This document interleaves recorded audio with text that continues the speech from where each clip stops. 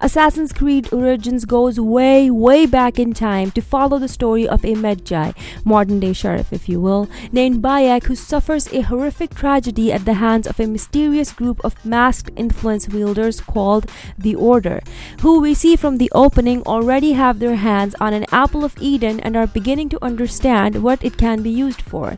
This is before Assassins and Templars, therefore the game follows Bayek and his warrior wife Aya's revenge-fueled actions leading to the eventual Origins.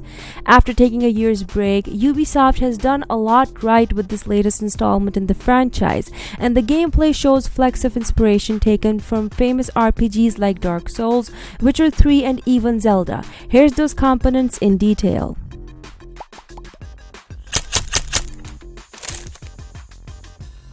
Let's start off by talking about the combat system, which is entirely overhauled now. Previously, you'd engage in a kind of quick time event system where a quick kill following a parry would get the job done.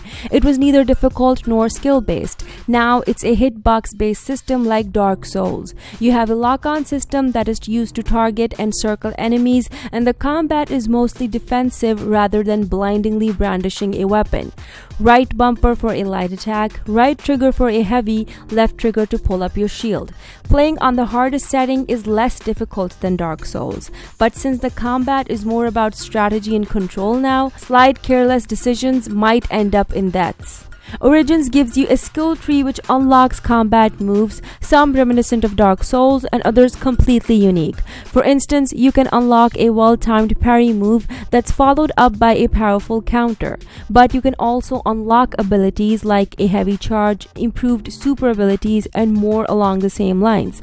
This is one way that makes the game's combat somewhat easier than Dark Souls. There is no stamina meter at all, so while you do find yourself running out of steam after attacking too many times, it also lasts only a brief moment.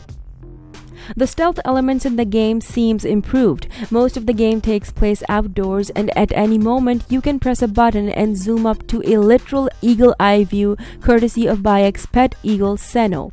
With an overhead view of the situation, it's much easier to plan your next move. It's an idea that's already been explored in other Ubisoft games like Watch Dogs 2 or Far Cry Primal, and it works. As for sneak attacks, while you can walk up quietly and slowly behind an enemy to perform a backstab in Dark Souls, it's not really a stealth game, but Assassin's Creed Origins is, and not in the forced stealth mission way many of its predecessors employed.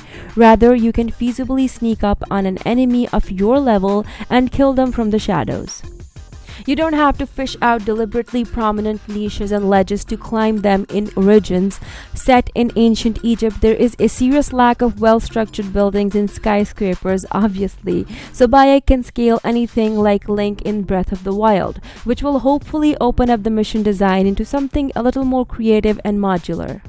Origins is almost entirely lacking bad side missions and tedious fetch quests, and that is where the influence of The Witcher 3 is obvious. Out of the many side quests, each one appears to have some story attached to it, where no two stories are the same even if they share components, which is done uniquely. We have a game that shines when it comes to quest design, although it doesn't rise to the level of story and choices of Witcher 3.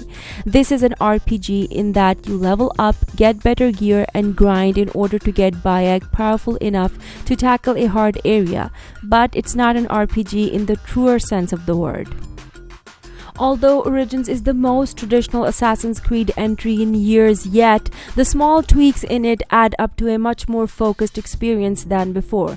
Let us know in the comments below what you think. If you enjoyed this video, then please leave a like and subscribe for more. Until next time.